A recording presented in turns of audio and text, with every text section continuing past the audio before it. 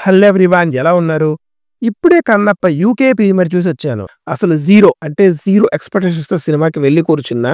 ఈ సినిమా నన్ను ఇంప్రెస్ చేయకపోయినా పర్లేదు. డిసప్పాయింట్ మాత్రం చెయ్యకూడదు అని. సరే సినిమా ఎలా ఉందో తెలుసుకోబోయే ముందు రిలీజ్ రోజు పొద్దున్నే మన రివ్యూ కావాలంటే మీరు మన ఛానెల్‌ని సబ్స్క్రైబ్ చేసుకోండి. పక్కనే ఉన్న గంటను కూడా కొట్టండి. దెబ్బకి 210K కాస్త 211K అయిపోననమాట. Coming to the story line.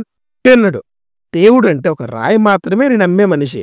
తనే ఊరిని కాపాడే క్రమంలో తనలో వచ్చిన మార్పులు తనని పరమశివ భక్తుడిగా ఎలా మార్చాయన్నది కన్నప్ప సినిమా. Coming to the positives, background score of the film was superb. సినిమాని ఎలా అయినా ఎలివేట్ చేయాలి అని శివుడి మీద భక్తితో కొట్టినట్టు ఉంటదనమాట. ఏ ఒక్క సీన్‌లో కూడా ఆడ్ కనిపించకుండా ఉంది మాత్రం ఆ బీజీఎం అయితే. సెకండ్ హాఫ్‌లో మహాశివరాత్రి సీక్వెన్స్ ఒకటొస్తది. That is the major highlight of the film. ఈ సీక్వెన్స్‌లోనే ప్రభాస్ ఉంటాడు. అసలు ఆ స్క్రీన్ ప్రెజెన్స్ కానీ, డైలాగ్ డెలివరీ కానీ, చిన్న ఫన్ డైలాగ్ ఉంటది. రియల్ లైఫ్‌కి రిలేట్ చేస్తూ ఆ 15-20 మినిట్స్ సీక్వెన్స్ మాత్రం చాలా బాగా గుర్తుండిందండి. మోహన్ లాల్ గారి సీక్వెన్సెస్ కూడా బాగుండింది. తన ఎంట్రీ బీజీఎం అండ్ ఒక చిన్న హుక్‌తో ఇంటర్వెల్ అండ్ దానికి ఒక క్లోజర్ ఇస్తూ నీట్‌గానే ఉండింది. క్లైమాక్స్‌లో మోహన్ బాబు గారితో సాంగ్ సీక్వెన్స్ ఒకటి అనిపించింది. ఒక పాజిటివ్ నోట్‌లో మూవీ ఎండ్ అయిపోయింది అనిపించిందనమాట. శివుడు అన్న ఒక పాజిటివ్ వైబ్ సినిమాని కొన్ని ప్లేసెస్‌లో హోల్డ్ చేసింది. సీన్ బాలేకపోయినా, లేకపోతే మ్యూజిక్ వల్లనో తెలీదు కానీ, ఓకే అని చూస్తూ ఉన్న సీన్స్ అయితే ఉన్నాయి. కొన్ని డైలాగ్స్ బాగున్నాయి. ఇక నెగెటివ్స్ మాట్లాడుకునే ముందు మన టీమ్ మెంబర్ మంచు విష్ణుని కలిసాడంట. కామెంట్స్‌లో వ్లాగ్ లింక్ ఇస్తా. ఒకసారి చెక్ చేయండి. నా కమింగ్ టు ద నెగెటివ్స్. ఎందుకయ్యా అంత మహిమ గల కథని ఏదేదో చేశారు ఫస్ట్ హాఫ్‌లో. అసలు మినిమమ్ పాన్ ఇండియా అప్రోచ్‌లో సినిమాని తీయమని మేము అడిగామా చెప్పండి? మిమ్మల్ని చెప్పండి. న్యూజిలాండ్‌లో షూట్ చేయమని అడిగామా? ఆ ప్రొడక్షన్ డిజైన్ ఏంటి సామ్ అసలు నాకు అర్థం కాలేదు. ఖాళీగా ఒక డీటెయిలింగ్ డెప్త్ ఏం లేకుండా గడ్డిలో దేనికి సినిమా తీయడం నాకు అర్థం కాలే. సెకండ్ సెంచరీలో గడ్డి నేలలో ఈ కథ జరిగిందని మీ రీసెర్చ్‌లో ఎక్కడైనా దొరికిందా సార్?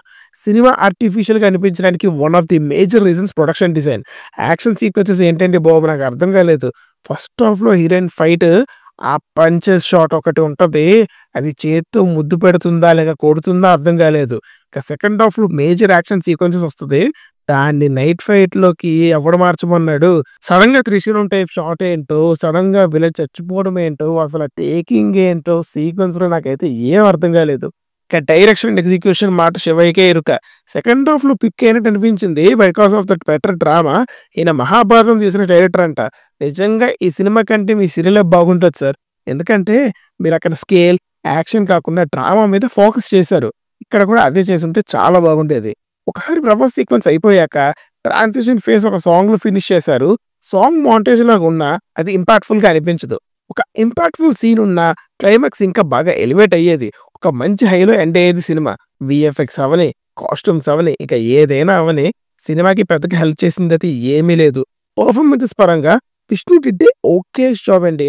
ఆక్వర్డ్‌గా ఎక్కడా లేకపోయినా పర్ఫార్మెన్స్‌తో ఎలివేట్ చేయాల్సిన రోల్ కానీ న్యాయం అయితే చేయలేదనిపించింది.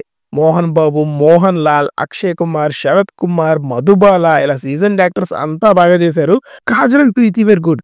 Prabhas was the saviour in the second half and stole the show. మిగతా అందరూ ఎవరి రోల్స్‌లో వాళ్ళు పర్లేదనే అనిపించారు. ఓవరాల్‌గా అయితే డిసప్పాయింట్ చేసింది భయ్యా సినిమా. పాన్ ఇండియా పేరుతో అక్కర్లేని హంగులకు పోయి ఒక మంచి ఎమోషనల్ అండ్ డివోషనల్ కాదని బోల్తా కొట్టించారనమాట. ఒక 2-3 సీన్స్ తప్పితే సినిమాలో చెప్పుకోదగ్గ విషయం అయితే ఏమీ లేదు.